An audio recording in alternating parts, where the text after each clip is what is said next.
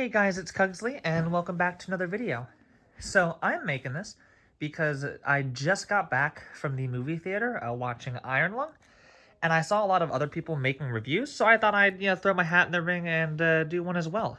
So I'll go right off the bat.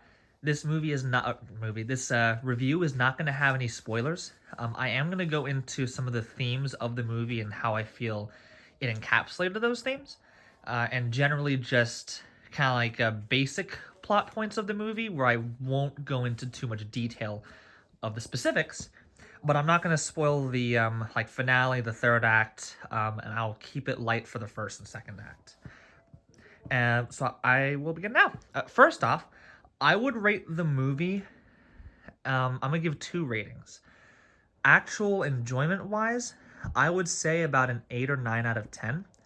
But if I were to rate it based on how many flaws or issues I had with the movie, I would say it's a 10 out of 10. Like, I can't actively name any issues that I had while watching it.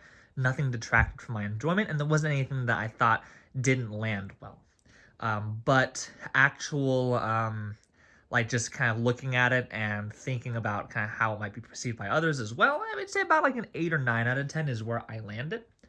So, first off, the movie is a slow burn. It's 2 hours and 7 minutes long. And the first act takes up not half the movie, probably about like maybe a quarter or a third of it.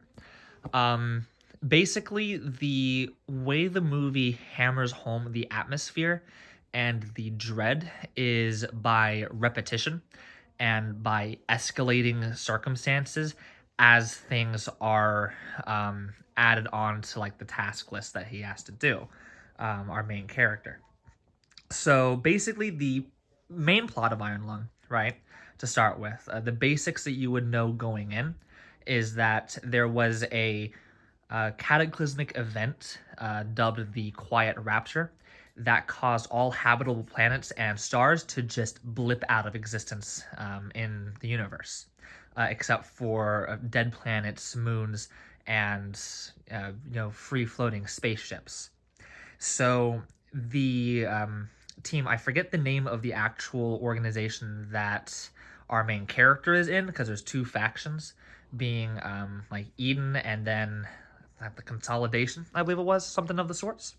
Basically, they come across a moon that shows interest in that it is covered in these oceans of blood.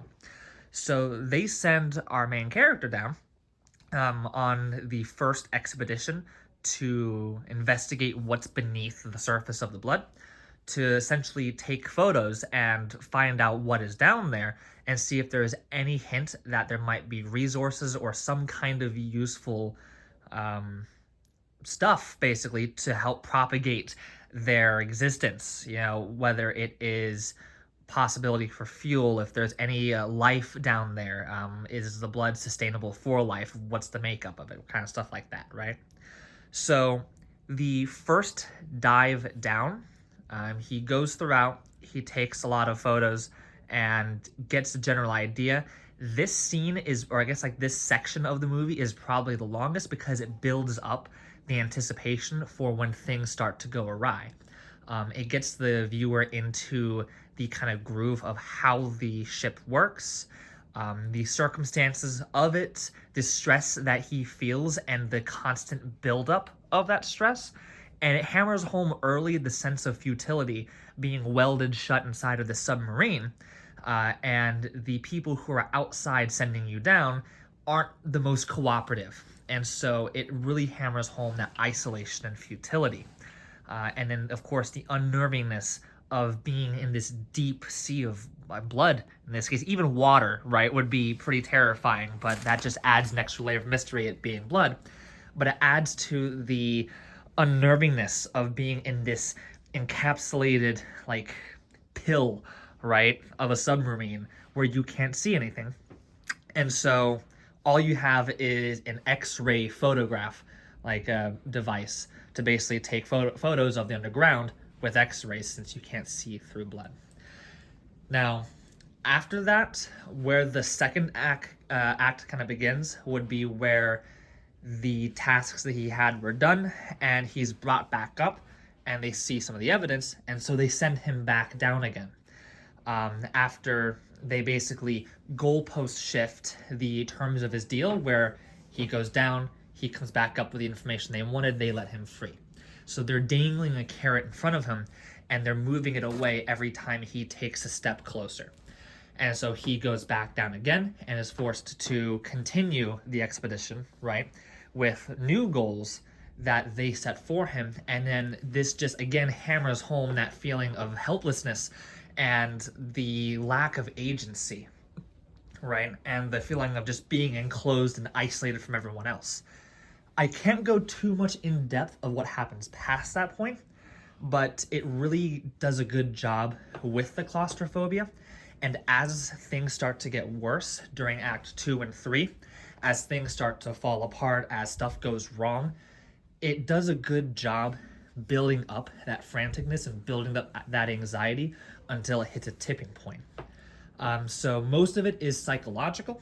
Towards the end, there is also elements of Lovecraftian horror in there. I won't go into what elements it is, but I think that it's all a very good mix. I quite enjoyed it. So again, it's definitely a slow burn that takes its time to establish the feelings and the themes of helplessness, isolation, lack of agency, and then in a sense as well, not quite as heavy on paranoia, but the unknown being so close to you and that you can only see through flashes of photos, right, as you take them, since you navigate without being able to see, right? You only have proximity sensors to tell you if you're near something. So all in all, I'd say it's a really good film. I liked the ending. I enjoyed that a lot as well. I think that Mark did a really good job wrapping up the story in a way that didn't feel campy, forced, or like trying too hard. It all seemed pretty logical. And there were some really cool aspects and small details, especially with his interaction with the other characters through the like on-ship radio, that I really liked. Around Act 2, about end of Act 2, almost Act 3, there's one detail in particular I liked, which I won't go into detail on, but it involves communication with the radio. And I liked that attention, and I caught it early, and so I actually caught one of the twists, and it was super cool. So I really liked it.